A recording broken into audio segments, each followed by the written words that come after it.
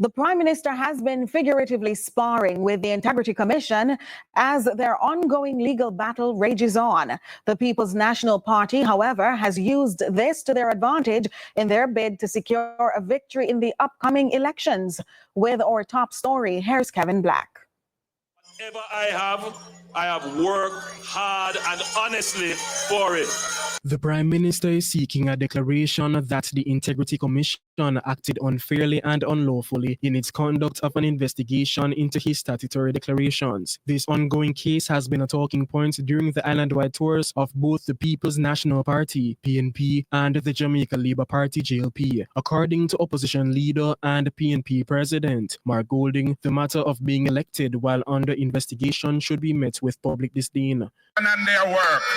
And in fact, the God clause that is in there that says them can't report nothing until them send them final report to Parliament. We're going to modify that to give it more balance, because I can't see how it's right that people going into this general election and they don't know whether the person on the ballot is somebody under investigation for illicit enrichment, and that is not right.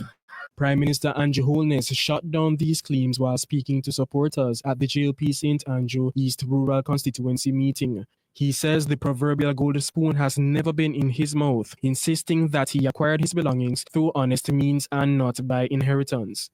I have no inheritance or any endowment or any trust fund anywhere. Whatever I have worked hard and honestly for it. And I want to say to you that my ethic is that I believe in working for what I have. On the other end of the spectrum, Golding countered Holness's claims of honesty and transparency while promising greater accountability. He assured that should his party regain power, politicians' records will be published in some form to ensure transparency in the government. We will bring impeachment legislation to Parliament, because when I see our MP is caught on video with a stool beating up a woman in a car park and nothing happened to that person, and them have him as a candidate again for their party, I said that can't be right. The saga continues as PNP's Shadow Minister on National Security, Peter Bunting, hinted that a possible update to this case might emerge during the course of this week. This campaign is about putting someone in Jamaica House with clean hands and a pure heart. Someone whose statutory returns are certified. Someone who is not under investigation for illicit enrichment.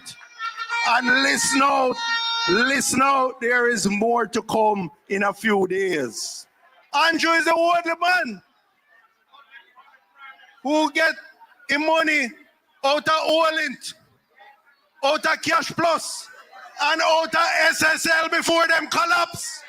Kevin Black reporting for CVM News.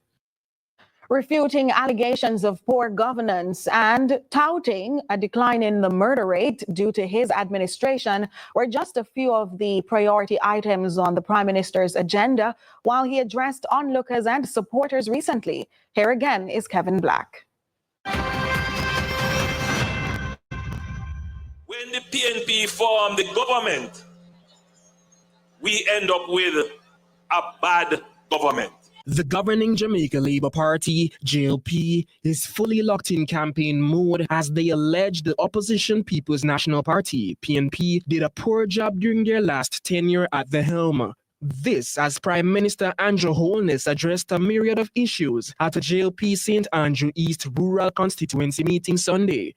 Aside from the economic problems, the country faced a government problem.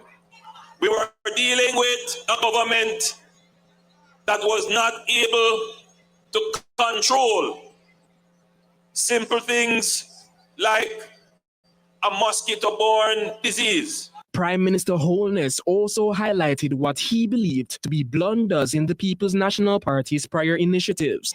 They had failures with electricity. They had failures with the bad gas. They had failures with a thing they call Jeep. It is not so long ago that these things have happened. and people still remember them. In response to the PNP's claims of the murder rate being doubled under his administration, Holness said that his party is the one that has significantly contributed towards the ongoing war on crime. Look at when crime started to rise in Jamaica, past 1,000 murders under the PNP. We are the ones that are working now to bring murders sub 1,000 at the end of the year. A problem which many thought could never be solved, but we solving it. He displayed confidence that the nation will choose his administration for a third term despite the valiant efforts of his political opponent, the PNP. Kevin Black reporting for CVM News.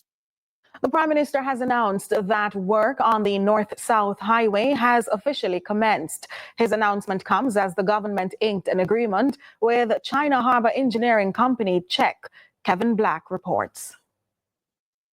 Signing signals vision, confidence, and a continued commitment to transforming Jamaica's infrastructure. Many agree that road repairs are necessary and benefit all Jamaicans. Acknowledging this, Prime Minister Andrew Holness divulged his plans of correlating revenue generation with road fixtures. These infrastructural developments will reportedly encompass an expansion of the North Coast Highway and the Edwards-Yaga Highway. While speaking at a signing ceremony between the government of Jamaica and the China Harbour Engineering Company Monday evening, he reminded that the key to economic growth lies in national development, adding roads will lead the way. What we're trying to do, and just to bring the public into the conversation and the understanding, is to build the highways that generate the economic activity that then generates the revenues that we then direct to the roads. And we want to be able to move goods around the country quickly, from production outlet to market point of consumption. And we want to increase that speed. And it is the highways that do that. Prime Minister Andrew Holness also indicated that his administration is allocating over $45 billion to repairing roads in a systematic way. The first opportunity that we have gotten to make a massive allocation towards repairing in a systematic way, not patching, but full rehabilitation, to give you a carpet road, as we call it. We're going to make our country seamless in travel. He emphasized that roads are being built not only for tourism, but for the tourism product. He further mentioned that the increased speed in commuting from airports to hotels will encourage tourists to choose Jamaica for the recreational excursion. The intention of the government is to build a highway network around Jamaica that you can get around Jamaica in less than a day. So your road network has to be so well developed that once you come off of the plane, you know you're going to get to anywhere in Jamaica very quickly. Prime Minister Holness believes that Jamaica is on a figurative road to obtain better physical roads. Kevin Black reporting for CVM News. Now, as the country gears up to celebrate independence, frustration is mounting among some Jamaicans who say they're unable to get tickets for this year's Grand Gala. Carla Ramdeen took to the streets and files this report. With Independence Day approaching, anticipation is building for the country's biggest cultural event, Grand Gala. But for some eager patrons, getting a ticket has proven difficult. The Jamaica Agriculture Development Commission, JCDC, earlier advertised ticket collection location on its website, encouraging the public to pick them up ahead of the show. However, when CVM News visited two of the advertised outlets Tuesday, there were no tickets available. At Sangster's bookstore in Springs Plaza, part-time worker Deshaun Nelson explained that the store received about 250 tickets Monday. He added that the tickets were in high demand and went quickly. He says he believes they should have been furnished with more tickets given the demand. At another location, the cashier explained they too received about 200 tickets but declined to comment any further on the matter. The situation has left some would-be patrons uncertain. One vendor told CBM News he's hopeful he will get a ticket, but admitted he hasn't checked any of the outlets as yet.